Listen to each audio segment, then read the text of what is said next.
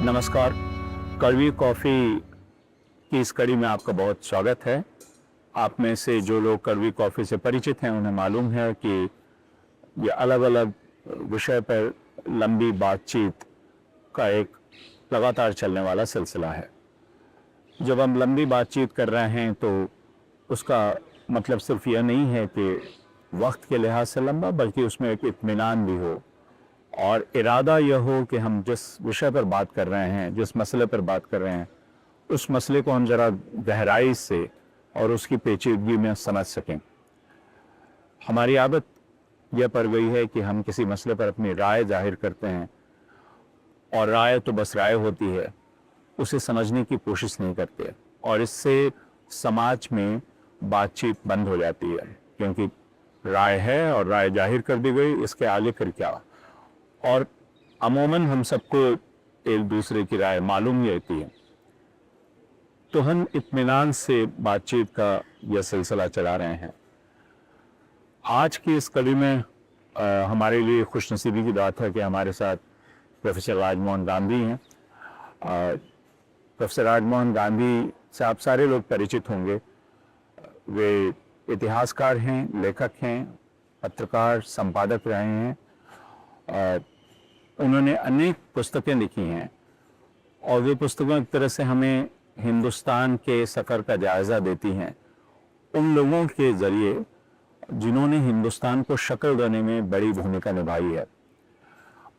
उन्होंने राजा राजगोपालाचारी राजा जी की जीवनी लिखी है, उन्होंने सरदार वल्लभ भाई पटेल की जीवनी लिखी है, उन्होंने महात्मा गांधी की जीवनी लिखी है, उन्होंने खान अब्दुल गफ्फार खान की जीवनी लिखी है।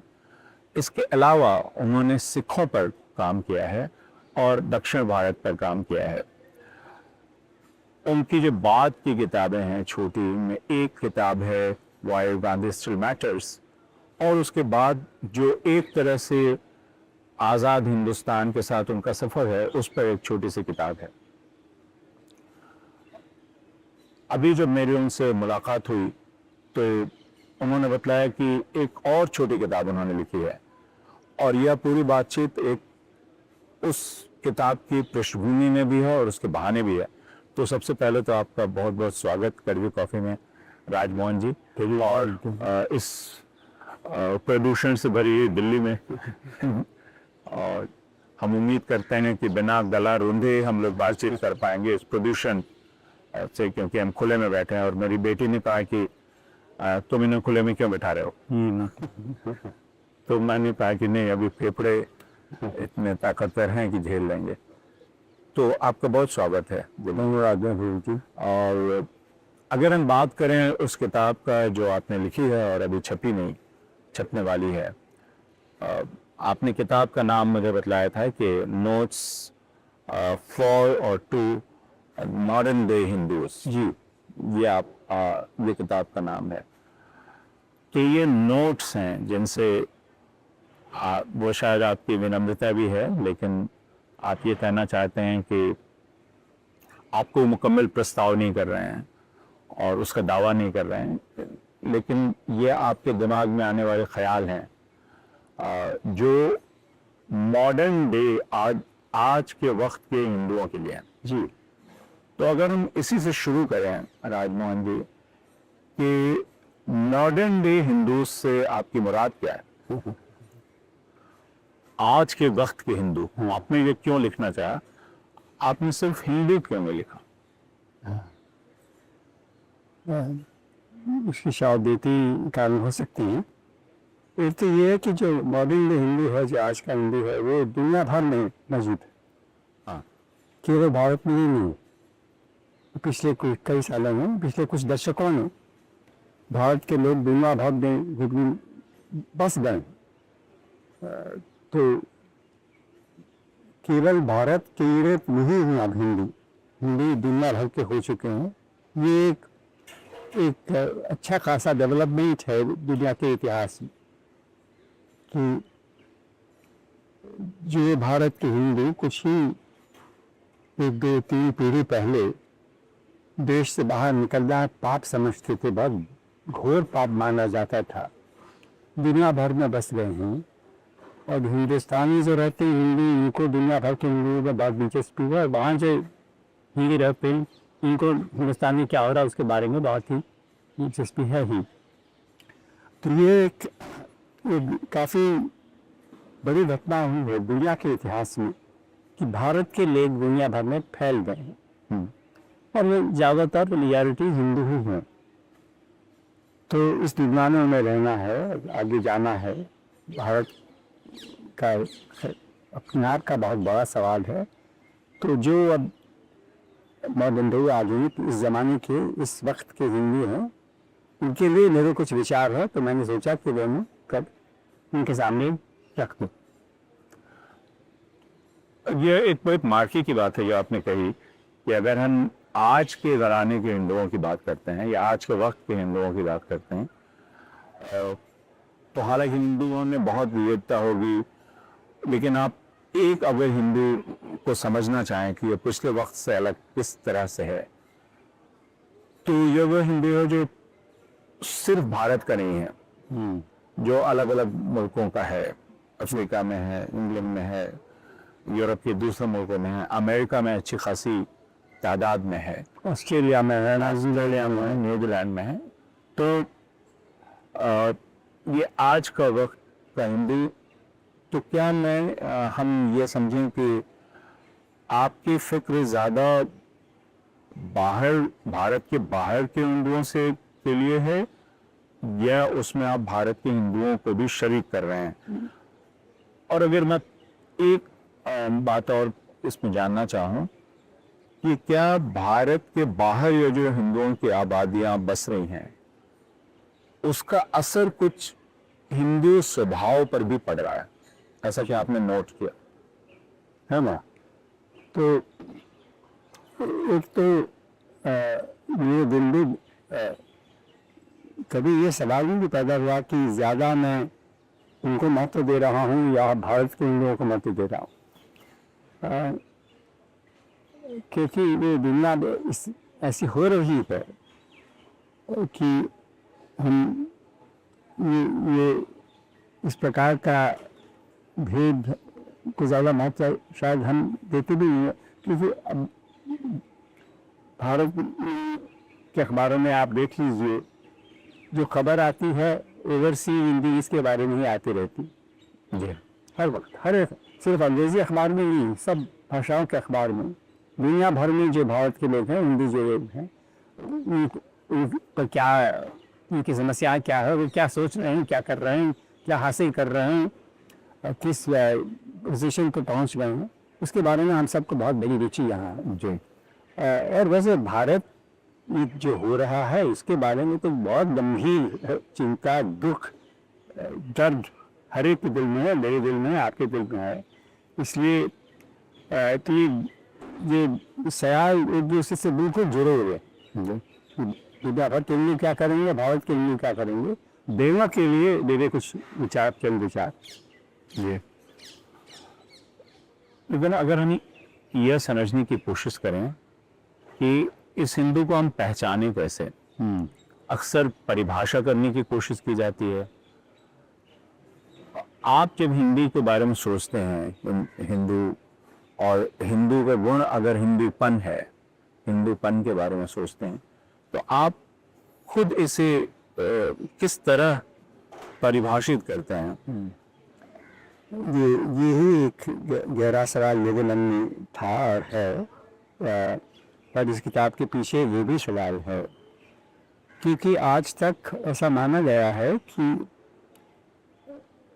भारतीय हिंदी और हिंदी भारतीय दोनों उसके मतलब एक ही हैं, और हिंदू जो समाज है दुनिया का और भारतीय समाज है दुनिया, इसमें कुछ विशेष अंतर नहीं माना जाता है। और उसको अंग्रेजी में कई बार कहा गया है कि Hinduism is may be also acidic religion. जो भारतीय मूल के लोग हैं, जो भारतीय खून के हैं, अधिकतर वो हिंदू हैं। तो हिंदू धर्म का मतलब है भारतीय। ये कई लोग कहते हैं, अब ये राष्ट्रीय स्वयंसेवक संघ के अध्यक्ष ने भी कहा है कि जो भारत में रहता है वो हिंदू है, मुसलमान हो सकता है, ईसाई हो सकता है, लेकिन लोग हिंदू है। जो पाकिस्तान में रहते हैं वो भी हिंदू हैं। ऐसा उन्होंने कहा है, कई बार कहा है। कई लोग इस प्रकार की बात करते हैं।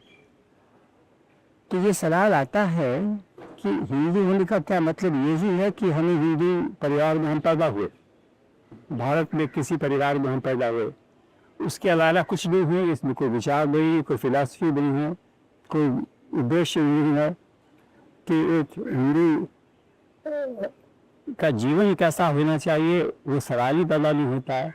एक हिंदू के उद्देश्य क्या होनी चाहिए, हमारे क्या हम चाहते हैं, जीवन में क्या करना चाहते हैं, हमारा जीवन कैसा हो रहा, उसका कोई हिंदू हम। हाँ, तो इसलिए एक हिंदू जो नस्ल है या हिंदू खून है और हिंदू विचार है,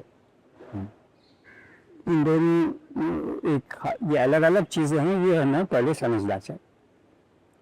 हम हिंदू हो सकते हैं, हिंदू परिवार में हमारा जन्म हुआ है, लेकिन हिंदू होने का मतलब क्या है, हिंदू विचार क्या है, हिंदू जीवन कैसा होना चाहिए, हिंदू क्या किस भविष्य की कल्पना करता है, ये अलग अलग सवाल।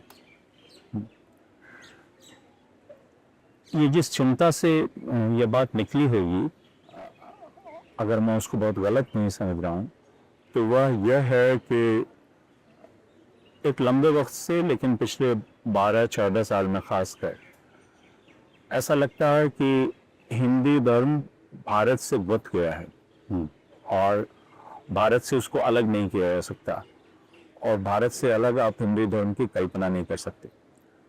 मैं अगर एक उदाहरण के जरिए अपनी बात कहूँ तो 2014 शायद ये पहला साल था, और 2015 जब सावन के महीने में जो कांवड़ लेके लोग निकलते हैं, मेरे एक दोस्त ने फ़ोन किया कि इस बार के कांवड़िए तिरंगा झंडा लेके निकल रहे हैं।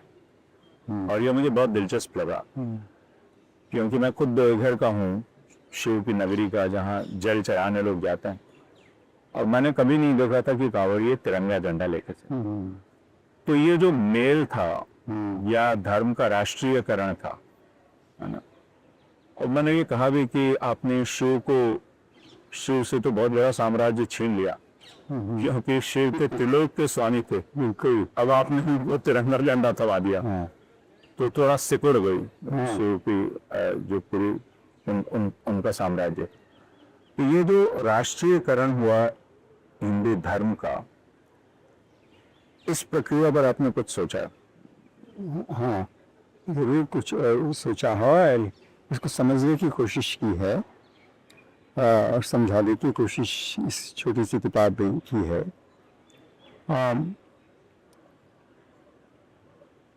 तो एक सवाल कई बार मेरे मन में आ चुका, पिछले कई 20, 30, 40, 50 सालों में कई बार लोग कहते हैं कि एक क्रिश्चियन जीवन इस प्रकार का होता है, या एक इस्लामिक श्रद्धा जो ऊपर वाले पर होती है, भगवान पर, खुदा पर, अल्लाह पर जो होती है, वह गहरी श्रद्धा होती है। लेकिन ये जो अगर उसे अंग्रेजी में कहा जाए तो क्रिश्चियन और मुस्लिम को एडजेक्टिव के तौर पर काफ़ी इसका इस्तेमाल किया जाता है, लेकिन हिंदू शब्द का एडजेक्टिव के रूप में इस्तेमाल होना कम है। ये इस प्रकार का हिंदू बिहेवियर, हिंदू कॉन्डक्ट, हिंदू व्यवहार हुआ है, ये हिंदू तरीका नहीं है, इस प्रकार की बातें कम होगी, होती जरूर हैं लेकिन कम होती। तो हिंदू होने के रिलेशनशिप क्या है, लक्षण क्या है, वो भी हमें सोचना चाहिए। अब कितनी बार दोहराया गया पिछले कई सालों में वसुधैव कुटुंबकम। सचमुच में अगर हम स्वीकार करते हैं कि हम सब पूरे विश्व के जो लोग हैं वो एक ही परिवार के, एक ही कुटुंब के हैं, भाई बहन हैं, सगे हैं, तो फिर कैसे हम हिंदू धर्म को केवल हिंदू नस्ल, हिंदू खून से जोड़ सकते हैं? तो ये स्पष्ट बात है कि इसमें एक कमजोरी है, कम से कम एक कमजोरी, पुरानी आदत हो सकती है कई सालों से इस प्रकार से लोगों ने हिंदू ने ऐसा समझा हो, दुनिया के लोगों ने भी शायद ऐसा समझा हो, लेकिन ये पर्याप्त नहीं है, इसमें कमी है। हमें जो हिंदू विचार है उस पर और गौर करना चाहिए, हिंदू जीवन कैसा होना चाहिए उस पर गौर करना चाहिए। और इससे ज़रूरत कई सवाल हैं, मुसलमानों पर जो हम इस प्रकार के हमारे विचार होते हैं, क्रिश्चियंस पर होते हैं, और इससे जुड़ी हुई बात है। लेकिन इसे हम सब जानते हैं कि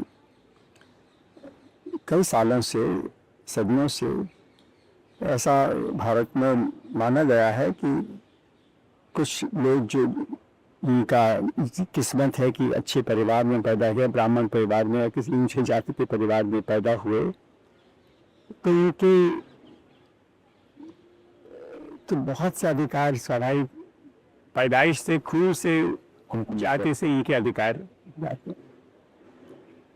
और फिर किसी से बात न करना, उनसे उनके साथ खाना नहीं खाना, शादी नहीं करना, रिश्ते नहीं बनाना, तो ये जो अपने को एक्सक्लूसिव बना देते हैं, या अपने को कि हम खास चुने हुए, हम खुद चुने हुए लोग हैं, ईश्वर ने हमें चुना है, शिव जी ने चुना हो या विष्णु जी ने या ब्रह्मा ने चुना है, कि हमें चुना गया है, इस परिवार में हमें भेजा है, हम हमारी किस्मत इतनी अच्छी है ना, या आपको स्वच्छ रखें और उससे ज़्यादा संबंध न रखें। इस प्रकार के विचार तो हमारे देश में कई सालों से आए हैं, और अपने देश के लोगों को हम अत्याचार किए हैं, और दूसरे देश के लोग जब आए हमारे यहाँ तो उन्हें हमने निर्लज समझा है, उनसे बात नहीं करना, उनकी भाषा नहीं सीखना चाहिए, ये पाप है, इनकी अगर भाषा भी हम सीख लें। इस प्रकार के विचार कई सालों से हमारे देश में आए हैं। इसलिए मेरी ये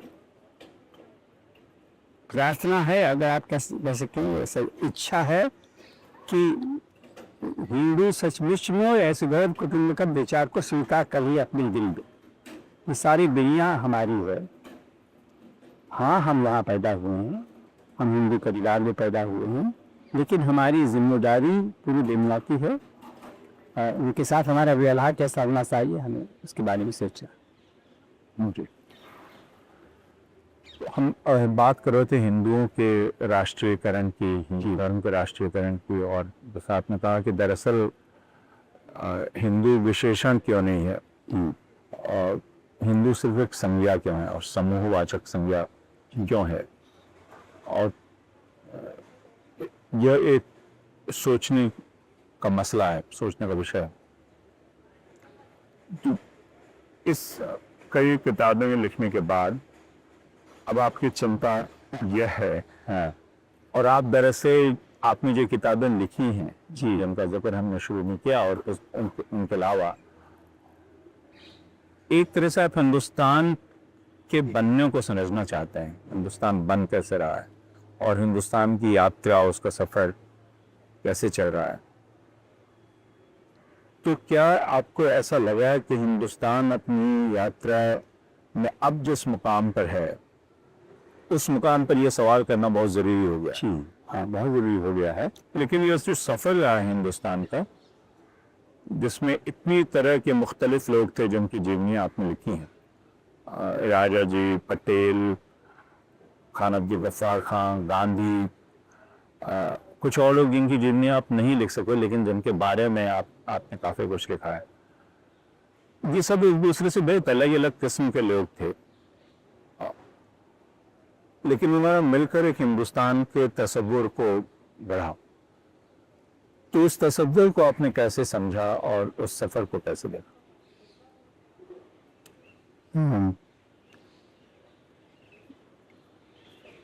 तो इसमें हिंदुस्तान के सफर में तो इतनी चीजें हुई हैं, इतनी चीजें हर एक दशक, हर एक सेंचुरी में इतनी घटनाएं हुई हैं, तो उसके बावजूद बहुत कुछ कहा जा सकता है। लेकिन मैं दो तीन छोटी सी बात आपके सामने रखने की कोशिश करूंगा। एक तो ये है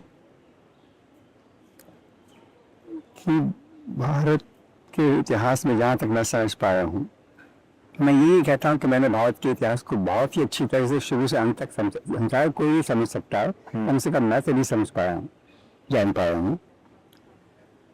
लेकिन दो तीन चीज़ें मैं आपके सामने रखना चाहता हूँ। एक तो ये है कि हम भारत की इतिहास में या जो हिंदी लोग हैं उनके इतिहास में हमने ये देखा है कि हमने जो चांद सितारों हैं, सूर्य हैं, जो एस्ट्रोनॉमी है, उसको समझने की कोशिश की।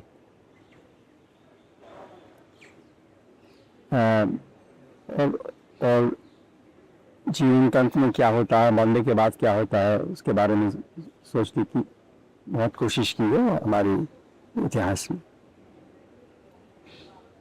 लेकिन जो हमारे हम सफ़र हैं देश में, दुनिया में, उनके बारे में कुछ कम सोचा गया। एक तो ये दुनिया के कई लोग भारत आए बाहर से, ग्रीक्स आए, चाइना की, चीन के लोग आए, अरब के लोग आए, यूरोप के लोग आए। ये से कई ऐसे थे जिन्होंने भारत के बारे में कुछ लिखा है और भारत के इतिहास की कुछ जानकारी हमें यही से मिली। लेकिन जो भारत के लोग थे उन्होंने श्री के इतिहास के बारे में कितना समझा, अरेबिया के इतिहास के बारे में, यूरोप के इतिहास के बारे में, उनकी भाषाएं क्या हमने सीखने की कोशिश की। अर्थात हमने अपने आप को भारत केंद्रित ही रखा है। और यहाँ तक मेरी समझ है, अगर हमारी कल्पना में सदियों से ये विचार और रसूल कुतुब कमी या जो योग का विचार है कि कोई भी ख्याल चारों तरफ से आए, उसमें अगर दम है, सचमुच भी वो अगर हमारे धर्म की, हमारे विचार के बीच में है वो विचार, तो हमें सचमुच भी इन विचारों का कुछ अलग करना चाहिए। यानी आप ये कह रहे हैं कि खुद भारतीय, या अभी हम भारतीय की बात नहीं कर रहे हैं, हम हिंदी की बात कर रहे हैं, हिंदी दुनिया को कैसे समझते हैं, हाँ, या हमें नहीं मालूम है। हाँ, हमें समझने की कोशिश नहीं है कि हमें उसके बारे में समझना हो, एक पाप समझा है। हाँ, क्योंकि हम बाहर जाना नहीं चाहते थे। हाँ, और हमने पाबंदियां लगा दी थी। मैं खुद आपके दादाजी के सफ़र के बारे में जब पढ़ता हूँ तो मुझे ये बहुत दिलचस्प लगता है। मैं अपने छात्रों को भी बतला रहा था कि गांधी को इतना खाँटी भारतीय माना जाता है, लेकिन आप 18-19 साल के गांधी मोहनदास की कल्पना कीजिए, जो लंदन जाने को उतारू है। वो बिल्कुल ही लंदन जाना चाहता है किसी भी कीमत पर, जरूर, और बहुत सारे बाधाओं को पार करते हुए जुर्रत लगाता है। तो बाहर में गए हैं, लेकिन आप ये जो कह रहे हैं कि बाहर को जानने की इच्छा की कमी, इसको कैसे समझा जाए? और फिर हम पिछले 200 सालों में बाहर गए भी हैं, ऐसा नहीं है कि हम नहीं गए, लेकिन हमारी आंखों से बाहर की दुनिया फिर क्या है, जैसा आपने कहा कि हमें पता नहीं चला, उसको आप कैसे समझते हैं? कम से कम इसके बारे में सोचना तो चाहिए।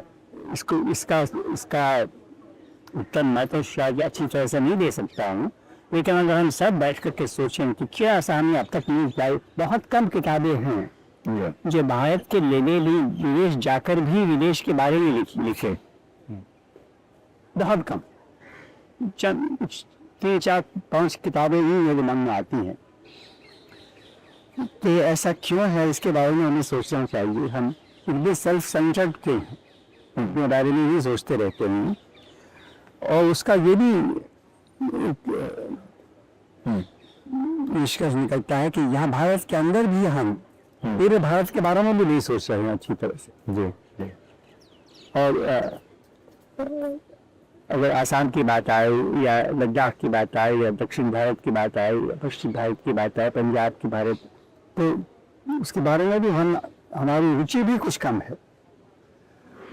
अच्छा, ये ज़रूर हम चाहते हैं कि भारत, अगर हम किसी क्रिकेट में हम दुनिया के चैंपियन बन जाते हैं तो बहुत खुशी हमें हर्ष होता है।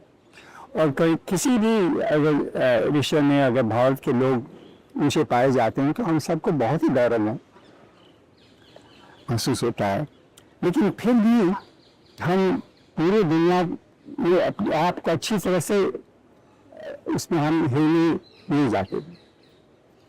तो हाँ, ये तो मेरा, मैं जजमेंट नहीं करना चाहता हूँ, मैं समझ रहा हूँ मैं। हाँ, तो इससे लेकिन हमें निकलना है, और ये मेरा मानना है कि अगर हम अच्छी तरह से ये समझ जाएं और हम पूरे दुनिया को अपनाने की कोशिश करें तो हम भारत की समस्याओं को हल करने में भी कुछ ज़्यादा हमें सफलता मिलेगी। मैंने आप ये कह रहे हैं कि हमें दूसरों के प्रति भी उत्सुक होना चाहिए। हाँ, तो और वो उत्सुकता को फिर सबूत भी मिलना चाहिए। और मुझे दोस्तों अंग्रेजी में क्यूरियोसिटी जो शब्द उत्सुकता, हाँ, जिज्ञासा या जी, लेकिन क्यूरियोसिटी को दुनिया में बहुत महत्व दिया जाता है। जी, उत्सुकता है जिज्ञासा को हम जितना महत्व मिलना चाहिए हम नहीं देते हैं। जी, ये बहुत ही बड़ी क्वालिटी। जी, जी। लेकिन अगर मैं अपने पिछले सवाल पर लौट, जी, यानी हिंदुस्तान का यह जो सफर है, इस लंबे सफर को आपने देखा है, एक तरह से आप हिंदुस्तान के साथ बड़े हुए हैं या हिंदुस्तान आपके साथ बड़ा हुआ है, हम ये भी कह सकते हैं। तो और आपने कहा कि बड़ा मुश्किल है इसको संक्षेप में कहना, लेकिन अब इस मुकाम पर खड़े होकर जब आप देखते हैं, आपने शुरू में एक शब्द कहा था कि हमें बहुत तकलीफ है, ये पीड़ा है, तो ये तकलीफ का भाव ज्यादा उभरता है। क्यों? क्योंकि जब हम आज़ाद हुए थे, जब मैं छोटा था, तो उस समय जो हमारे सपने थे वो बहुत बड़े थे, विशाल थे। आज़ादी से कुछ ही महीने पहले एक एशियन कॉन्फ्रेंस हुई थी, जो अप्रैल 1947, जवाहरलाल नेहरू, खालिद अब्दुल गफ्फार खान, सरोजिनी नायडू, गांधी जी भी थे, कई लोग थे। 9 समय 11-12 साल का था। पुराने किलों में दिल्ली में सम्मेलन हुआ था, एशिया के कई नेता आए थे। तो उस समय भी अच्छे विचार प्रस्तुत किए गए थे, और गांधी जी ने कहा था कि आप एशिया के लोग सब एकत्रित हुए हैं, आप यहाँ क्यों इकट्ठा हुए हैं? आप क्या दुनिया से कुछ बदला लेना चाहते हैं कि इन अत्याचार किया है, आप बदला लेंगे? एशिया के जो लोग हैं, फिर उन्होंने कहा कि ये मोजेस भी एशिया के हैं, और ज़रथुस्त्र एशिया के हैं, बुद्ध एशिया के हैं, जीसस क्राइस्ट एशिया के हैं, मोहम्मद एशिया के हैं। एशिया के लोगों ने दुनिया भर की जनता को विचार दिए हैं, आपको अब जो जिस विचार की जरूरत है दुनिया को, वो आपको दुनिया को प्रस्तुत करना है। और रिवेंज लेना आपका काम नहीं है, बदला लेना आपका काम नहीं है, दुनिया को अच्छे रास्ते पे ले जाना, दुनिया की मदद करना आपका काम है। और ये जो विचार था, जो गांधी जी ने कहा था, रवींद्रनाथ टैगोर ने भी कहा था, जवाहरलाल नेहरू ने, कई लोगों ने भी इस प्रकार के विचार रखे थे। और जब आज़ाद भारत की सरकार 1947 में आई, 50 के दशक में, 60 के दशक में, 70 के दशक में भी इस प्रकार के विचार थे कि हम दुनिया के लिए क्या करें। अब दक्षिण अफ्रीका के लिए जो भारत ने काम किया, दक्षिण अफ्रीका की आज़ादी के लिए और पूरे और देशों की आज़ादी के लिए, तो वो जो हमारे विजन थे, जो हमारे सपने थे, वो हम उसे हमने के बारे पे अब कर दिया है पिछले कई सालों में। तो वो एक दुख की बात है, पीड़ा की बात है। उसके साथ साथ जो हम अपने देश के अंदर कर रहे हैं, होने दे रहे हैं, उसकी पीड़ा तो खैर सबके सामने है ही। तो वो जो भारत का इतिहास, हम अगर पीछे न जाएं और हम पिछले 75, 90, 100 साल के इतिहास को देखें, और आज अगर पिछले 12 साल के भारत को कोई देखे, तो ये कहा जा सकता है कि एक तरह से ये भारत का इतिहास काल है। क्योंकि इस वक्त सबसे ज्यादा चर्चा हम इतिहास की कर रहे हैं। औरंगजेब की कर रहे हैं, शिवाजी की कर रहे हैं, नेहरू की कर रहे हैं, गांधी की कर रहे हैं। और ये कितनी अजीब बात है कि हम अपने वक्त की जितनी है उतनी उनकी चर्चा कर रहे हैं। तो ये जो भारत का इतिहास है इसको आप कैसे देख रहे हैं? और ये जो इतिहास ग्रस्तता है, एक तरह का ऑब्सेशन इतिहास से, तो इसको मैं दो तरीके से देखता हूँ। एक तो ये है कि ये बिल्कुल एक डाइवर्जन है। आज की जो समस्याएं उसको हम अच्छी तरह से देखना नहीं चाहते हैं और बातें करना चाहते हैं, इसलिए हम औरंगजेब की बात करते हैं वगैरह वगैरह, पार्टीशन की बात करते हैं। और अभी कई ऐसे सवाल आते हैं कि बात करते हैं जो बड़े इमोशनल सवाल हैं। इसलिए फिर हम जो आज की समस्याएं हैं, जो बेरोजगारी है या जो कुछ और भी असंबंध इक्वालिटी हैं, उससे हम हटना चाहते हैं, लेकिन वो एक दूसरी बात है। लेकिन अगर हम इतिहास की ही बात करें तो दो कमजोरियां हमें समझनी चाहिए। एक तो ये है कि जब हमारे देश पर आक्रमण हुआ, मैं लंबे इतिहास की बात कर रहा हूँ, तो कई बार ऐसा हुआ कि भारत में लोग आए बाहर से। जरूर भारत में एक प्रकार की संस्कृति थी, एक प्रकार की एकता देखी गई भारत के कई कोनों में, लेकिन भारत का एक स्टेट बहुत कम वक्त में दिखता है। जब गजनी महमूद साहब आए, सोमनाथ पर उन्होंने अटैक किया, और उसके 100, 150, 200 साल बाद जब मोहम्मद गौरी आए और पृथ्वीराज से उनका संघर्ष हुआ, उसके बारे में लोग बहुत ही इमोशनल हो जाते हैं। और बड़े बड़े इतिहासकार ने उस समय के बारे में लिखा है कि उस समय जो सूर्यास्त हो गया भारत की, क्योंकि जब ये शाहबेदी मोहम्मद गौरी साहब आए 1190 के जब 13वीं सदी से कुछ पहले, उस समय भारत में कौन सा साम्राज्य था या कौन सा किंगडम का कौन सा राज्य था, भारत के राजा उस समय कौन थे? तो ये सब हम जानते हैं कि उस समय कोई भारत का एक राजा नहीं था। पृथ्वीराज तो बहुत ही बहादुर इंसान थे, जहाँ तक हमें उनके बारे में जानकारी है, लेकिन उनका बहुत बड़ा किंगडम नहीं था जिसको गौरी ने खत्म कर दिया।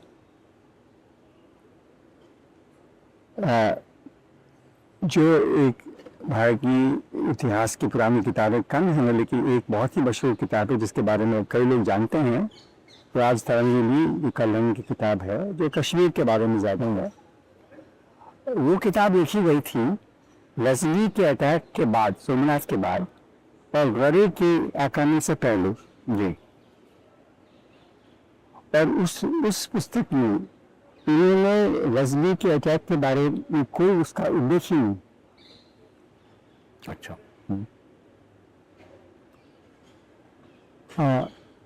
तो अगर उस समय भारत एक होता, एक राज्य भारत पर होता, तो इस प्रकार की जानकारी अगर सोमनाथ पर इतना आक्रमण हुआ, जो जरूर हुआ था, बहुत ही उसके बारे में जितना भी कहा जाए उसके खिलाफ सही रहेगा। लेकिन उस समय के भारत में जो सोमनाथ पर मानव गजनी किया, उसकी खबर कभी नहीं पहुंची। और जब राजतरंगिणी देखिए, इसमें इसका उद्देश्य ही यही है, यानी ये इतना महत्वपूर्ण तथ्य नहीं था उनके लिए मैं कह रहा हूँ, नहीं उन तक शायद खबर ही नहीं पहुंची। हाँ, तो इसी वजह से तो महत्वपूर्ण नहीं है। हाँ, क्योंकि होता है तो पहुंचती। तो ये हमें सोचना कि हम भारत में एक राज्य क्यों नहीं स्थापित कर पाए लंबे समय के लिए। जरूर है, मौर्य साम्राज्य रहा है, अशोक सम्राट थे, या फिर ये जो गुप्ता कई सदियों बाद वो आए, और फिर मुगल आए सल्तनत, उससे पहले, और फिर अंग्रेज लोग आए। लेकिन अगर हम सदी अभी गिनते जाएं तो ऐसी सदियां कम हैं जब अच्छा राज्य पूरे भारत में था और अराजकता जब थी, तो वैसे समय कुछ ज़्यादा हैं जो हमें स्वीकार करना है। एक बात। और दूसरी बात, हम अपने जो हमारे बहुत बड़ी सफलताएं हमारे इतिहास में हुई, उसको हम तारीख नहीं दे पाते। अब चीन के इतिहास में अगर आप जाओ तो 3-4 हजार साल से उनकी हर एक प्रांत का उनका इतिहास, उसको तारीख देते हैं। तो ये जो कमियां हैं, दो बड़ी कमियां हैं कि हमारे पूरे देश में एक अच्छा विशाल सफल साम्राज्य नहीं स्थापित हुआ, और दूसरी बात लंबे समय के लिए, और दूसरी बात कि हम अपने इतिहास को अच्छी तरह से उसकी तारीख हम नहीं दे पाते हैं। वो दो बातें हमें समझनी हैं, वो भी मैं भारत के हिंदुओं को समझाना चाहता हूँ। लेकिन फिर इससे एक यह ख्याल आता है, जो हिंदू अक्सर कहते हैं, हिंदुओं में कई लोग कहते हैं कि हमने इन बातों का ख्याल नहीं किया और बाहर के लोग उनका ख्याल करते थे, जिससे यह पता चलता है कि हम उदार लोग थे और बाहर के लोगों को साम्राज्य बनाने और इन सब की बहुत फिक्र थी। हमें इसकी फिक्र ही नहीं थी, क्योंकि हम तो आध्यात्मिक लोग थे और हम उदार थे, और इस उदारता की कीमत हमें चुकानी पड़ी। और अब हम समझ गए हैं कि अब हमें उस उदारता के गुण को भी छोड़ना चाहिए जो उनके हिसाब से उदारता है, और बेपरवाही के भी छोड़ देना चाहिए। इस प्रश्न को भी कैसे समझा जाए और उसका उत्तर कैसे दिया जाए? एक तो ये जो एक्सप्लेनेशन दिया जा रहा है, इसमें बहुत कमियां हैं। हमारी जब हार हुई और देश के लोग आए, आक्रमण किया, जब अंग्रेज लोग आए, तो हमने उदारता से हमने स्वीकार किया। हमने कई बार अच्छे संघर्ष भी किए, कि बहादुरी से भी मुकाबला लड़े, लेकिन असली कारण हमारी हार का तो हमारे आपस के झगड़े थे। अब एक दूसरे उदारता नहीं दिखा रहे थे, हम एक दूसरे के प्रति बहुत नफरत दिखा रहे थे, एक दूसरे को मार रहे थे। कुछ उदारता हमने नहीं दिखाई, एक दूसरे की अच्छी पिटाई की हमने। और जब बाहर से लोग आए, ये हमने बीज समझा, उदारता नहीं दिखाई। वो बीज लोग थे, उनकी भाषा समझना हमारे लिए पाप था। इतनी हम कमी क्यों बन जाए कि हम उनकी भाषा सीखे। बाद में जब अंग्रेज लोग आए, उस समय कुछ विचार बदले, हमारे लोगों ने उनकी भाषा भी सीखी। क्यों वो आए हैं समझने की कोशिश की। हमें एक हो जाना चाहिए, तो हम एक हो गए। कुछ समय के लिए ये लोग हम भूल जाते हैं कि 19वीं सदी में, 20वीं सदी में कई ऐसे जबरदस्त मौके थे जब पूरा देश एक हो गया था। हिंदू, मुसलमान, सिख, ईसाई सब एक हो से, और कई जाति के लोग भी एक हो गए थे, और हमने अच्छा संघर्ष दिया और हमें सफलता भी मिली। तो ये उदारता से हम नहरों को आने दिया, तो ये तो हम सब जानते हैं, अपने दिल में के तो बिल्कुल झूठ, गलत बात है। हाँ। और एक और बात आती है जो भारत के इतिहास पर सोचते समय लोग कहते हैं, दो तरह की बातें आती हैं। एक जिसमें मिलीजुली संस्कृति की बात की जाती है कि हमारी संस्कृति मिलीजुली संस्कृति थी, हिंदू मुसलमान, खासकर इन दो धर्मों के लोगों की बात होती है कि इन दो धर्मों के लिए वे एक दूसरे के साथ मिलजुल कर रहते थे। लेकिन दूसरा ख्याल है कि नहीं, ऐसा बिल्कुल नहीं था, और कोई गंगा जमनी तहजीब जैसी चीज नहीं थी, और इसलिए जो अभी हो रहा है वो एक तरह का यथार्थवाद है, तो इसको हमें स्वीकार कर लेना चाहिए। तो क्या सचमुच कभी कोई ऐसी तहजीब नहीं थी जो मिली जुली हुई हो, जो हम बात कर सकें क्योंकि अभी ये कहा जाता है कि दरअसल कभी नहीं थी। ऐसा कहा जरूर जाता है, जी हाँ। लेकिन ऐसा मानना बिल्कुल गलत है जहाँ तक मेरी समझ है। जो भी जितनी पढ़ाई मैंने की है उसमें बिल्कुल साबित हो जाता है कि कई ऐसे वक्त थे जब लोगों ने एक दूसरे से को समझने की कोशिश की और समझ भी गए। और अगर ऐसा नहीं होता तो तुलसीदास जी राम जी को गरीब नवाज क्यों कहते?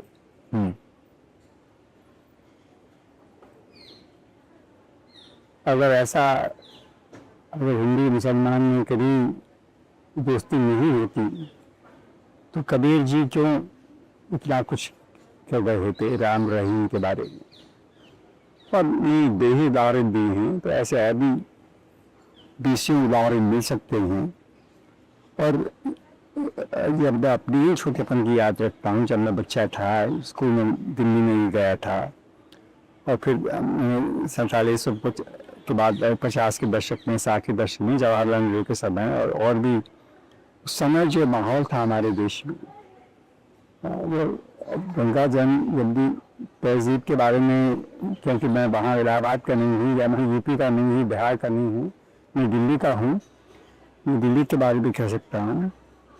लेकिन थोड़ी बहुत मेरी जानकारी अभी लोगों की है, मेरी खुद की जानकारी, उनके पढ़ाई की नहीं लेकिन खुद की अपने अनुभव की जानकारी, उसे भी मैं कह सकता हूँ कि ज़रूर एक ऐसा वक्त था मेरे ही छोटे जीवन में जब सचमुच में भारत में हम एक दूसरे को अपना ही मानते थे और कोई सवाल ही नहीं पैदा होता था कि मुसलमान अलग है, सिख अलग है, पारसी अलग है, क्रिश्चियन अलग है, हिंदू अलग है। ऐसा वो तो बिल्कुल एक अजीब सा एक ख्याल नहीं माना जाता। अब बड़े बदल जो, हाँ, मैंने थोड़ी देर पहले कहा था कि अभी हमारी इतिहास के प्रति सजगता बहुत बढ़ गई है और कुछ खास इतिहास के चरित्रों के बारे में या इतिहास के मौकों के बारे में हमारी सजगता बहुत बढ़ गई है, क्योंकि आप उसके बहुत निकट थे उस क्षण के, जिसको विभाजन का क्षण कहा जाता है और जिसे भारत विभाजन कहा जाता है। और आपने अपने पहले भी इस बात को कहा है और लिखा है आपने कि इस विभाजन को भी ठीक से समझने की जरूरत है। इसको लेकर काफी गलतफहमियां हैं और आप कहते हैं कि यह दरअसल पूरे भारत का विभाजन था भी नहीं, तो दो खास इलाकों की बात है। इसको अगर आप समझा सकें हम लोगों को कि ये बात ऐसे, क्योंकि उस क्षण के आप करीब थे और उस पर आपने सोचा भी है काफी। जी, तो वो कल्पना नहीं कर सकते हैं कि उस समय कितने लोगों को इतना दुख हुआ जब भारत का विभाजन हुआ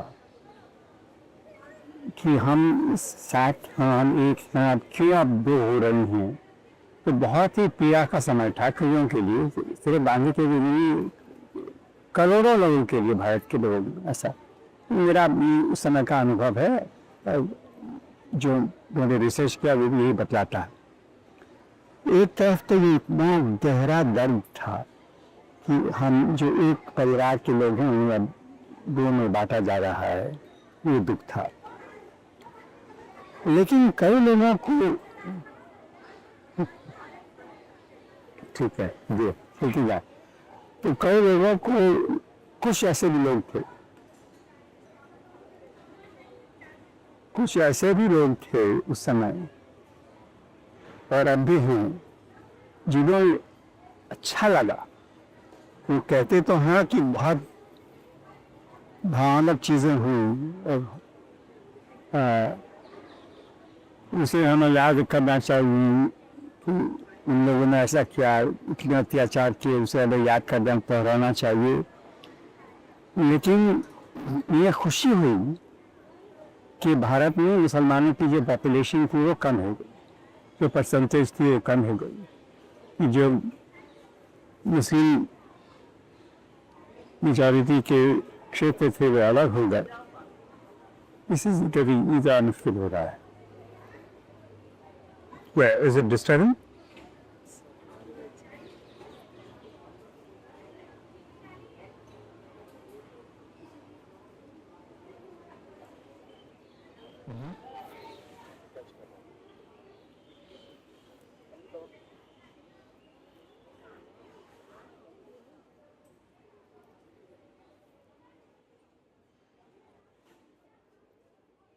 यहाँ 5:30 में लगता है, 5 मिनट ऐसे लग गया।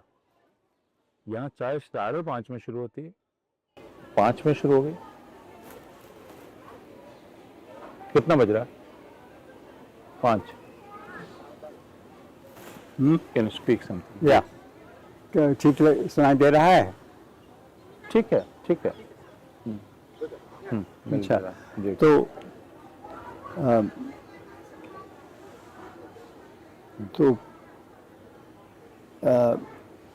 पार्टीशन विभाजन जब देश का हुआ, कई लोगों में पीड़ा थी, अब तक मौजूद है वो पीड़ा, लेकिन कई लोगों को अच्छा लगा कि जो ऐसे क्षेत्र थे जहाँ मुस्लिम मेजॉरिटी थी वो अब अलग हो गए हैं, तो जो मुस्लिम परसेंटेज हो गया है हमारे देश में वो कम हो गया है। इस बात की कुछ लोगों में खुशी थी, और जो पार्टीशन के दुख की बात करते हैं, पार्टीशन की पीड़ा की बात करते हैं, पार्टीशन के एट्रॉसिटीज़ की, अत्याचार की बात करते हैं, अगर सच उन्हें पूछा जाए तो उन्हें असल में बेहद खुशी है कि पार्टीशन हुआ। ये लोग नहीं चाहते हैं कि भारत और पाकिस्तान कभी एक हो जाएं, और ये नहीं चाहते हैं भारत और पाकिस्तान में दोस्ती हो जाए। मैं सरकार की बात नहीं कर रहा हूँ, सरकार पाकिस्तान की, हमारी सरकार, हमारे बहुत ही मतभेद हो सकते हैं। अगर पाकिस्तान की सरकार बहुत गलत काम करती है तो ज़रूर उसके खिलाफ कार्रवाई होनी चाहिए, इसमें तो दो राय हो ही नहीं सकती है। लेकिन पाकिस्तान के लोग मेरे ही लोग हैं, हम एक ही लोग हैं, केवल पूरी दुनिया ही एक परिवार नहीं है, लेकिन भारत और पाकिस्तान तो हम ख़ास एक ही देश के लोग हैं, एक ही परिवार के लोग हैं। तो पार्टीशन एक बहुत ही दुख की बात है। तो वो क्यों हुआ उसके बारे में अलग बातचीत हो सकती है, लेकिन ये हमें मानना चाहिए कि जो इस समय पार्टीशन के अत्याचार की बहुत ज़ोर से बात करते हैं, सबसे ज़्यादा खुश हुए लोग हैं पार्टीशन के बारे में। और फिर यह कि इसको जो एक हमेशा का घाव बनाकर रखने की कोशिश, हमेशा का एक जख्म बनाकर रखने की कोशिश की जाती है। ये जख्म है और इसे कुरेदते रहो। और एक तरह से हम सारे लोगों को, मैं मार्गरेट अविशाई जो इज़राइली फ़िलासफ़र हैं, अमेरिका में रहते हैं, उनकी बात करता हूँ कि कम्युनिटीज़, जो समुदाय हैं, वो अपने बारे में कैसे सोचते हैं। तो एक समुदाय है जो हमेशा याददाश्त का समुदाय बने रहना चाहता है, और एक जो भविष्य का समुदाय बनना चाहता है। तो हिंदुस्तान में आप किस तरह की प्रवृत्ति देखते हैं, और आप खुद क्या चाहते हैं? मैं ज़रूर चाहता हूं कि भविष्य के बारे में, जो आज हो रहा है उसके बारे में सोचें, भविष्य के बारे में सोचें, लेकिन मैं इतिहास के बारे में सोचने के खिलाफ बिल्कुल नहीं हूँ। मैं इतिहास को अच्छी तरह से समझने के पक्ष में हूँ। और अगर जब देखा जाएगा, अच्छी तरह से देखा जाएगा कि पार्टीशन क्यों हुआ, उससे हम सीख सकते हैं कि आगे जाकर हमारे भारत में भी और भी ऐसे इस प्रकार के विभाजन न हो, लोगों के बीच में इस प्रकार की दीवारें न खड़ी हों। इसके बारे में हम अगर इतिहास को अच्छी तरह से पढ़े तो समझ सकते हैं। लेकिन अगर हम ये सीखने की कोशिश करें या ये फैलाने की कोशिश करें, इस विचार को फैलाने की कोशिश करें कि पाकिस्तान के लोग या मुसलमान ही इस प्रकार के लोग हैं, गलत विचार के लोग हैं, तो हम कहीं नहीं पहुँचे। तो इसलिए मैं तो इतिहास को अच्छी तरह से समझने के बारे में उसके पक्ष में। हाँ, और इतिहास को हम अच्छी तरह से समझें, इसका मतलब ये नहीं है कि हम वापस उस इतिहास में रहने लगें। बिल्कुल सही कह रहे हैं। या जी। नहीं, अच्छे भविष्य बनाने के लिए ही हम उसे कुछ पढ़ रहे हैं या सीख रहे हैं। और और एक यह भी आदत जो होती है, आपका जो व्याख्यान था गांधी और उनके समकालीनों, गांधी के समकालीनों पर, उस व्याख्यान में बोलते हुए आपने यह कहा था कि एक हमारी आदत है अक्सर ये पूछने की कि अगर गांधी होते तो क्या करते, नेहरू होते तो क्या करते। और यह जो हमेशा वापस जाकर देखने की आदत है, इससे आपको ज़रा झुंझलाहट सी होती है।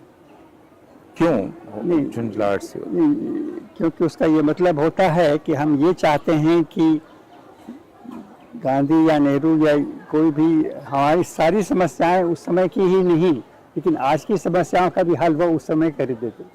तो ये एक हम जिम्मेदारी नहीं लेना चाहते हैं अपने जीवन की, अपने समय की, हमारे जो चुनौतियां हैं उसकी हम खुद जिम्मेदारी नहीं लेना चाहते हैं। हम ये चाहते हैं कि कोई हमें फार्मूला कोई दे दे, गांधी का हो या नेहरू का हो या किसी और का हो, अंबेडकर का हो, सुभाष बोस का हो, भगत सिंह का हो, किसी और का फार्मूला हो, उससे हमारे सारी समस्याएं हल हो जाएंगी। तो ये तो इसमें कोई ज़्यादा अकल है हमें नहीं दिखती है, किसी को नहीं दिख सकती है। आज की नई समस्याएं हैं तो हमें अपने दिल से उसके बारे में सोचना है।